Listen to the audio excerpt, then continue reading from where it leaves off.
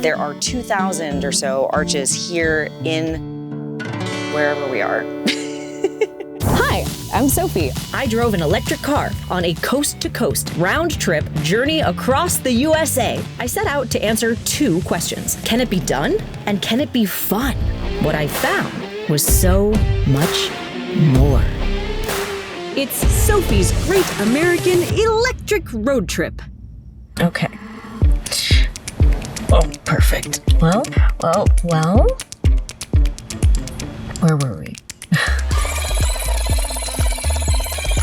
We are on a tight timeline to get to our next spot, hopefully before sundown. So let's hit the road again. After the mysteries of Lake Mead, we're racing to our next adventure in Bryce Canyon, Utah, which will take us back in time and hopefully cool us off. Ooh, my bag is so sweaty.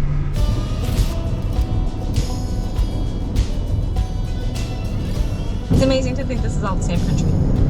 And yet we have this vastly, vastly different landscape, moment to moment in some ways. Oh wow, look at how red it suddenly got.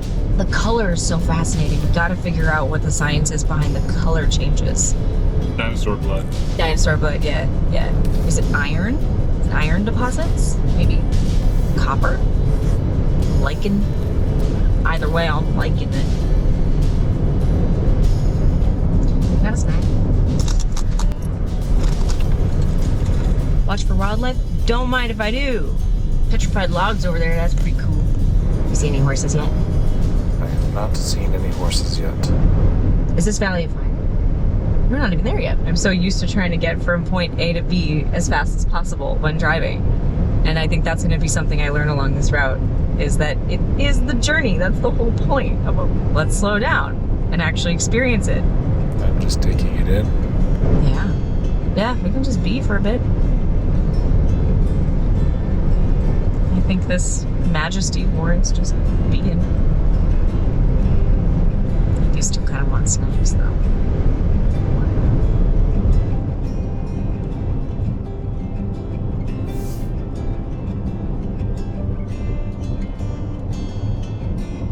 These rocks are over 150 million years old. To some parts of the earth, these rocks would be little babies. I feel going through these big giant rock formations like, do I matter at all? All of these gigantic rocks are made of teeny tiny atoms. None of these things would be possible without teeny tiny things. That's me. Just one teeny tiny thing, making the world go around.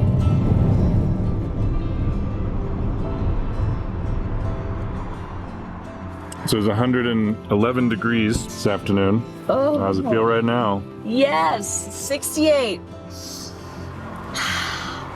Excellent. Oh, I'm excited to wear a sweater.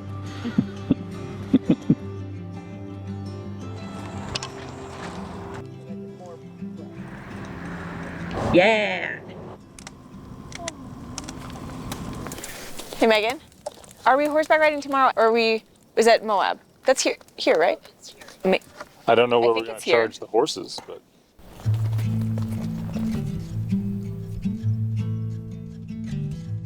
Sophie, who's this? This is Bill. Hi, Bill. Bill, Bob, and Jason. the team. This is Preacher, and this is Allie, who's helping me out. Thank you, Allie. You're welcome. If you want him to go to the left, you're going to be pulling those reins over to the left. Oh, to the left. If you want to go to the right, you'll pull them over to the right. Just like that. Hey, Preacher. See that? Look at that. How you doing today, Biff? Did good, sir. All right. Keeping everybody safe. Absolutely. Goal is to stay on top of the horse, not underneath. They like to walk right next to each other, clearly. Yeah, that's what it's for. Today, we're following in a long line of adventurous hoofsteps and footsteps, led by modern experts Jason, Allie, and Bit, stewards of this land, keeping its history alive through education and storytelling. I'm so happy. Think about what it was like to come across this kind of terrain, to come through uncharted. So you had to make good decisions. You had to know what you were dealing with. A knowledge of the natural world, knowledge of how to find things, how to source. What was a good berry and what was a bad berry. But they might not even call it science back then, but it was. It is incredible to see all of this green in an area that is so arid. Well, high desert. Right. So the land naturally has its own way of reclaiming the water and storing it. Oh, yeah. Yeah, well, because you look at all the undulations and then you get these basins. If you go there after rain, the water's visible, but then it just perks into the soil, and that restores the aquifer. Those aquifers are pockets in the underground rock or soil that hold water in a sort of pool. We tap these aquifers to get well water, but for aquifers to form, water has to seep into the soil. Living in Los Angeles, where there isn't a lot of infrastructure to account for rain, there isn't really a way to capture that water. Well, it's all the concrete. Yeah. So it just runs right off. It's also a challenging thing when you're a property owner who wants to grow your business. You can't dump anything anywhere. The sewage treatment is extremely strict, so they protect that. If we're going to build things as human beings, we have a responsibility to do it in a way that is still healthy. You try to work with that, right? You try to work with the aquifer. The water cleans really well in the soils. How do you manage that in a way that's sustainable? So, yeah. Wow. Well, where next?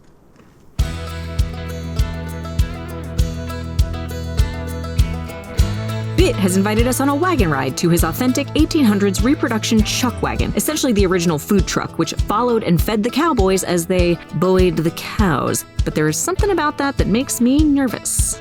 We are about to go on a wagon ride, and this is where I have to reveal to him that I don't eat meat. Thanks.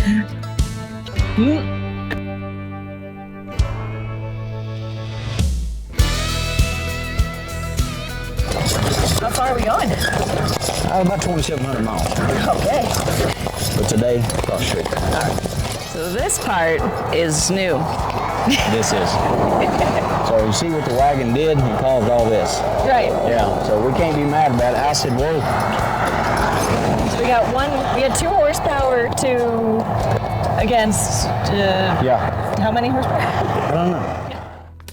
Turns out, 1 horse does not equal 1 horsepower. The term horsepower comes from marketing, coined in the late 1700s to make new steam-powered engines more relatable to people using draft horses in farming and industry. But an engine is kind of like a horse. Both need energy to do work. In physics, work means the energy or force it takes to move something. In a horse, human, or machine, that energy comes from fuel.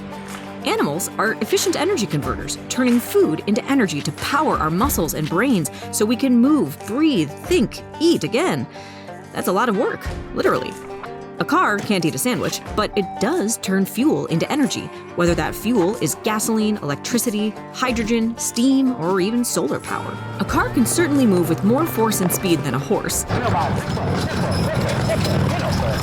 But there's more to this story, and I have a feeling we'll find it later. For now, the actual horsepower of Bill and Bob is doing the work of pulling us closer to the chuck wagon, where they cooked the pigs to feed the cowboys, to give them more horsepower. This is probably when I should tell him I don't eat meat. There was a lot of things they had to go through that we probably really don't know nothing about. We can only assume and think, how would they handle that? I'll tell him now. So when they would hire a chuck wagon cook, the chuck wagon cook would always be second in command. Tell him now. If we set our minds to something, we can accomplish all things. Now's the time. And as we say around the wagon sometimes, some lessons cost more than others. Yep. I'll tell him right now. All right, ready to go cook? Now, I have a confession to make, and I've been worried about telling you this. Vegetarian? Vegan. Vegan. Well, that's okay. I don't look down on that at all. I think it's a good thing. I eat less and less meat as time goes on. When I hear cowboy, I think, well, that's a lot of cows. You know, that's a great point. I mean, you think about it. How often are we all guilty of assuming we know something about a culture that we really don't, and then we don't realize how accepting it may or not be? And to me, that's kind of why we're all here. We all got one journey. How we do it and how we put it together, I think is important. You know what? I believe I've got everything ready to cook the cobbler. Yeah. Now you're speaking my language. Don't mind if I do. Welcome to camp. Thanks. So it's amazing how much this chuck wagon is responsible for how we live today still. Yeah. So again, back to history. So let's make some history and cook.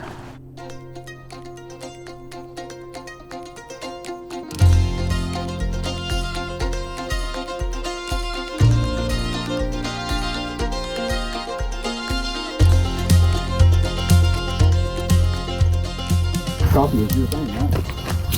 Now get you a cup of it. Yes, please. That's a cool system. Thank you. It's teamwork. I like to say when we laugh, we learn. That's right. And it seems like you're creating a situation and a place that is for joy and laughter and learning. That's right. And I wish y'all the best as you're going down the road in your electric car that has more horsepower than my horses. Cute. My friends are a special kind of flavor. Which flavor am I? I can't really go spicy because I didn't really get that, but it's not necessarily sugar neither. Kind of a mixture of both. I guess you'd be like a sweet and sour. Sweet and sour. You're sweet, and you got your skill, but you're going to stand your ground about science and history, which sometimes folks take a little bit sour. Because change sometimes welcome and sometimes it's not. That's true. Yeah. So, you asked. I'll take it. Thank you so And much. y'all keep tuning in to what she's doing. She's making a difference.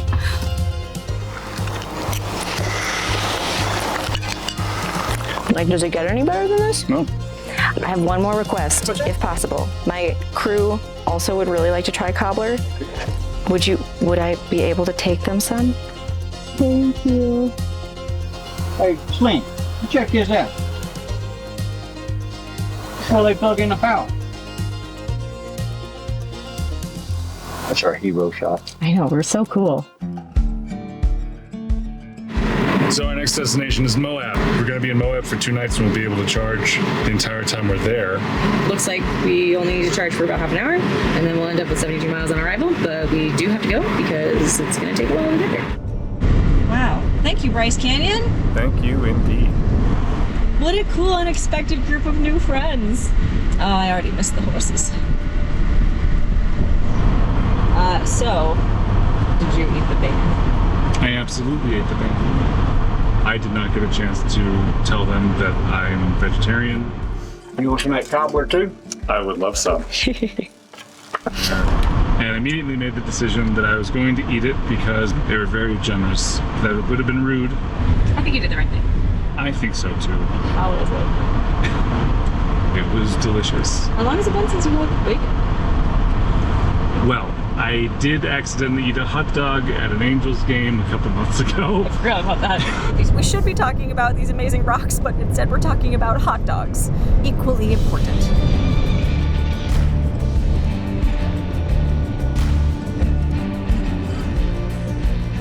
Can you ask Megan if she had a chance to confirm about us being able to plug in at our cabin? She hasn't had a chance to call and ask yet. Do you imagine she will be able to? It looks very desolate out here. It's very remote. It's supposedly we have a cabin and a shower. Are you about to say that I need to shower? Because you're right. Hey, I'm not judgmental. I want to shower. You can do whatever you want, as long as you shower. This one's fine. This one's not fine. We're after sundown once again. It's Megan. There she is. Hi, we made it. Tom just put our poo line into not the poo line, so they're currently trying to figure out how to get it back, because I don't think you can get it back. Remember how earlier today we were talking about how clean the water in Utah is? Yeah, nope, not anymore. The wind is picking up and it's a little bit scary. Let's just get inside.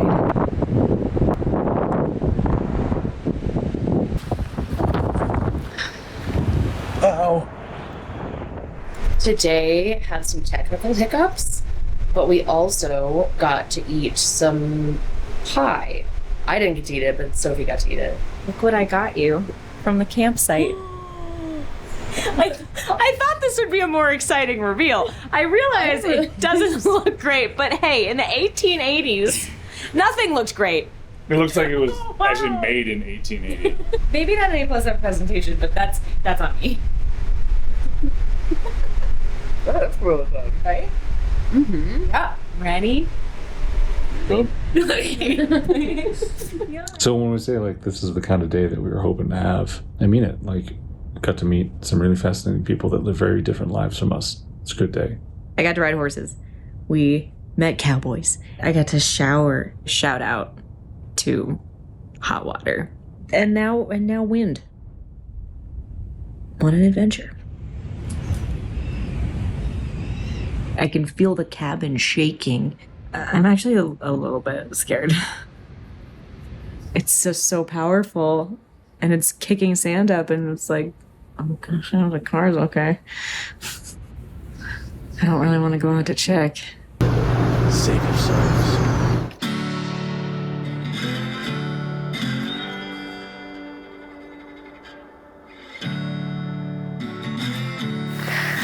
Yeah, this is worth getting up early for. Wow. Welcome to Arches National Park. There are 2,000 or so arches here in wherever we are. Arches National Park. Here we are in Arches National Park. Where are the arches? You'll see them very soon. These are the La Salle Mountains. About 300 million years ago, underneath where we are standing, a salt bed formed. And that happened because a sea came into this region and then eventually evaporated and left behind a lot of salt. Then fossils and other debris over millions and millions of years turned into rock, sedimentary rock over the salt bed. Salt doesn't do well under pressure, unlike me. The salt started to collapse and liquefy and shift around. And when that happened, the salt repositioned itself, the rock above it started to shift too. And so we got these massive formations coming out and, you know, doing a lot of this. And then once those rocks were exposed and in these huge jagged formations, then over time, another millions and millions and millions of years, wind and erosion and gravity started to create what we're seeing now. So this is a continuously changing landscape. And that's one of the things I think is so cool about it, is that these rocks look very static, and yet it's an example of constant change. Look at that. Wow, rocks are cool. And that's just the beginning. We are at Pine Tree Arch, which is a classic arch that gives Arches National Park its name. The cool thing about this one is that we can go stand under it. A lot of them you have to admire from afar. So let's go do that. Wow, this sand is so soft, it's actually kind of hard to walk on. This area of Utah has the highest concentration of arches in the world, and that's because the conditions are just absolutely perfect. The climate here is semi-arid or somewhat dry. It gets just enough rainfall to widen rock fractures and speed erosion of the sandstone, but not enough water to wash away the cement that holds together the grains of sand to make sandstone. These are different layers in the sedimentary rock, which tell us about the history of the rock, because each layer is a different layer of stuff that fell and then got compressed by something else that was over it, and compressed by something else that was over it, and over and over and over again, over millions and millions of years. Like, who was that, you know? Who was that? Is that a dinosaur? Is that a seashell? Is that a little mollusk? Who's that? I don't know. Wind, water, and gravity all sculpted this rock into the arches and the amazing formations that we're seeing. It feels very fluid and very much moving, even though it is solid rock. How cool is that?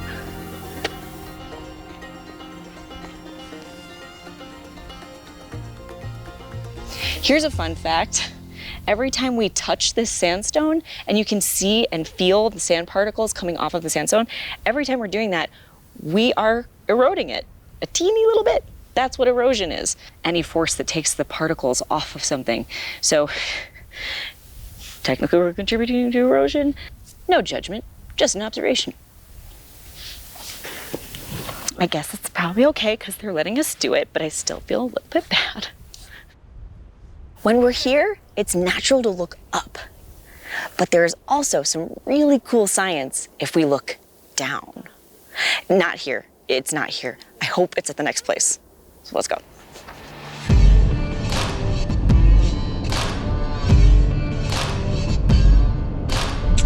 Yep, this is awesome.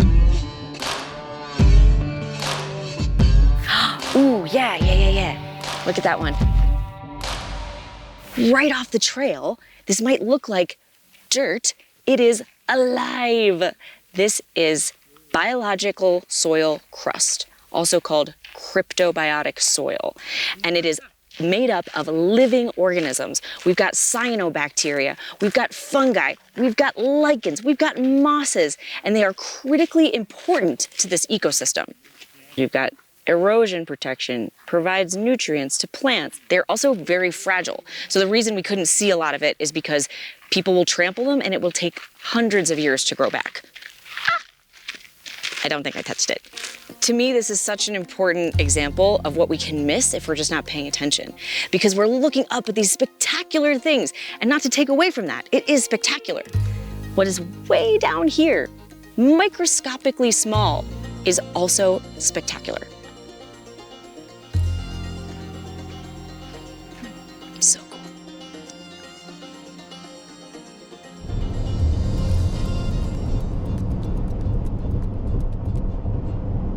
So everybody knows these rocks at Arches. They're well known, famous, everybody goes to them, but I want to show you a secret. This is one of my favorite rocks in the park. No one really knows about it. That is Poopin' Rock. That was so cool. But what I didn't realize is that we had calculated our range because we couldn't charge last night, and we calculated that it would be fine getting to the park and then going to a nearby town to get lunch and charge there.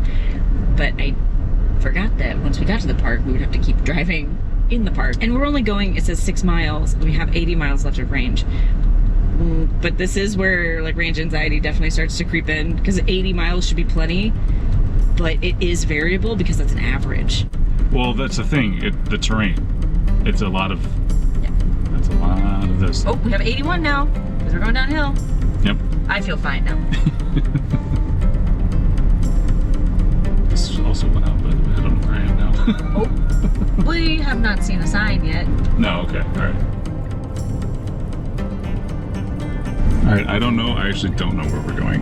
I haven't seen the production truck, so I think we're all right, because they're ahead of us. Yeah.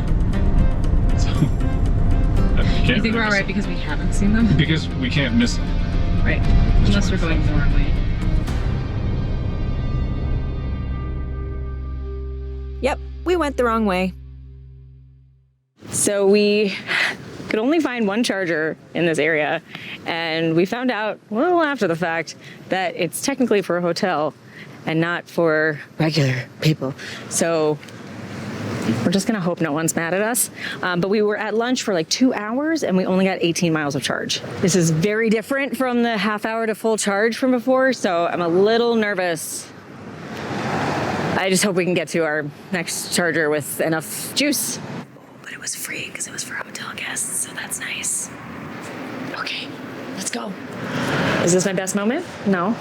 Is that okay? Yeah. There was nowhere else to charge. Like we have the plug, but there's nowhere even to plug in. So we're getting nervous. We'll be fine. But like, famous last words. So.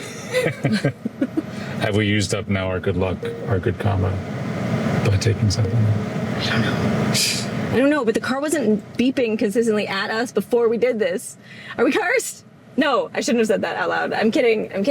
We're not cursed. No!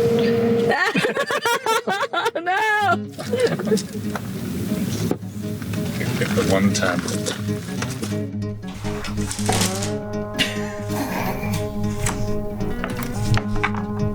Oh, God. How about the kitchen? We're gonna do the kitchen now.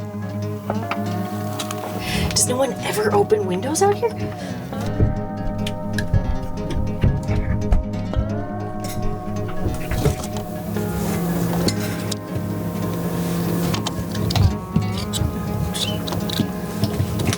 Okay. Okay, this turned green. This turned green. Okay. What does it say? Mile an hour. Okay.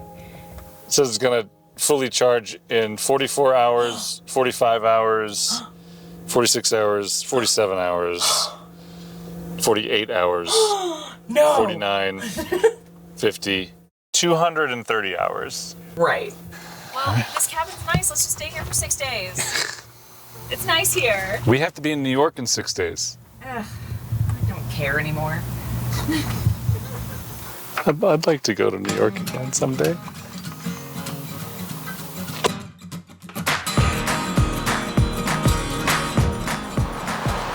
I mean, I have loved collecting rocks since I was really little, and I know a lot of other people feel the same way. You gotta admit, as far as rock collecting goes, there's a real appetite for it.